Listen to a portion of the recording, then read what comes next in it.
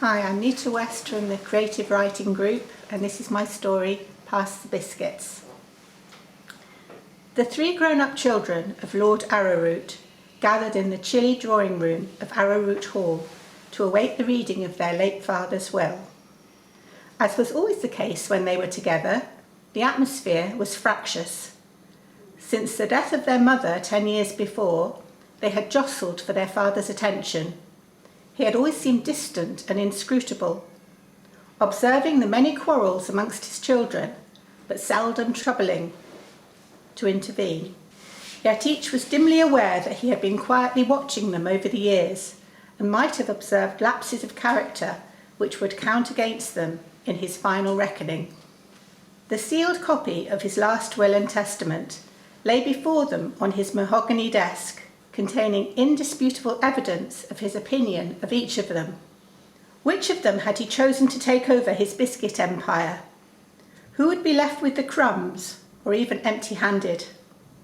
The answers remained tantalisingly out of reach in that envelope, until the family solicitor, Mr. Oatcake of Oatcake and Stilton, arrived from town, 10 minutes late for their meeting. "Apologies, everyone," said a flustered Mr. Oatcake, as Frau Liebenitz, the housekeeper, took his hat and coat and showed him in. "Blessed car problems. Wish I could go back to relying upon a horse and cart." "Well, you're here now," said Lord Richard, the eldest. "Let's get on with it. We haven't got all day." "Of course, as you wish," said Mr. Oatcake, squeezing himself behind the desk and opening a large carpet bag he had brought with him. From it he produced 4 silver biscuit tins and lined them up in a neat row next to the envelope. The family stared aghast. Mr. Oatcake, pleased to have their undivided attention, then tipped over the envelope and broke the seal with a flourish. "Your lordships, your ladyship, shall we begin? The instructions from your late father state that the tins should be opened one at a time, in ascending order from youngest to eldest child," said Mr. Oatcake. "So we begin with you, Lady Charlotte, and I do believe this is your tin."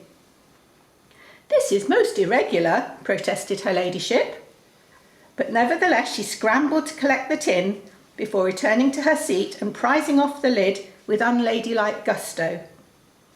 "Oh," she said, deflated, upon discovering inside a packet of Viennese whirls wrapped in a handwritten note from her father. "To my dear Charlotte," the note began, "I bequeath to you 1 packet of biscuits which reflect your character. That is to say, giddy, insubstantial and flighty. I trust you will enjoy them, and that you will endeavour to keep your feet on the ground in future, with very best wishes from your father." "Is that it?" Charlotte asked in alarm. "It is indeed, Lady Charlotte," said Mr. Oatcake. "Now I'm afraid we must move on, but perhaps we could just open a window so that the young lady can get some fresh air. She looks a little pale. The next tin is for you, Lord Christopher." Lord Christopher collected the tin promptly, but hesitated before removing the lid. Surely his father had appreciated all his efforts over the years, like his inspired suggestion that they keep the factory open 24 hours a day, 365 days a year, which hadn't gone down well with the workers and led to the first ever all-out strike. Wincing at the memory, he lifted the lid, reached in and found a packet of custard creams. "Father, this really isn't funny," he said under his breath, as he unfurled the attached note. "My dear Christopher," it said, "upon reflection, it is my view that a packet of custard creams is the best possible gift I can leave you. They are, like you, soft in the middle and inclined to snap under pressure. I can only hope that your business dealings in the future will be more successful than your past efforts, which I don't have to remind you almost ruined us all. Your father." "This is outrageous," declared Christopher. "Is this some sort of joke?" "I'm afraid it isn't," said Mr. Oatcake. "Your father was in deadly earnest when he wrote these notes. May we continue, everyone?" The siblings sat in stunned silence as their older brother, Richard, began to open his tin. Both were very busy convincing themselves that their father must have left their fortune to him, as the eldest son, in which case he could perhaps be persuaded to share it with his less fortunate brother and sister. Their hopes were dashed when he exclaimed loudly, "Damn your eyes!" flung the lid of his tin across the room with a crash and held up a packet of jammy dodgers. "My dear Richard," he read in a cracked voice, "you will recall I struggled for years to try and draw you into the family business. Along with your overindulged brother and sister, you responded with complete disdain.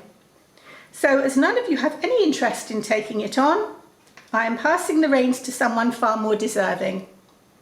However, I leave you a packet of jammy dodgers to remind you that despite all the many advantages you were born with, you were always determined to duck any responsibility. Your father." All eyes were on Mr. Oatcake now, and the final tin resting innocuously beside him. The terrible realization was dawning that not one of them had been left anything of value at all.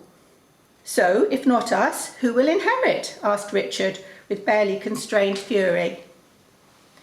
"The answer is here in the final tin," said Mr. Oatcake, clearing his throat. "Ahem.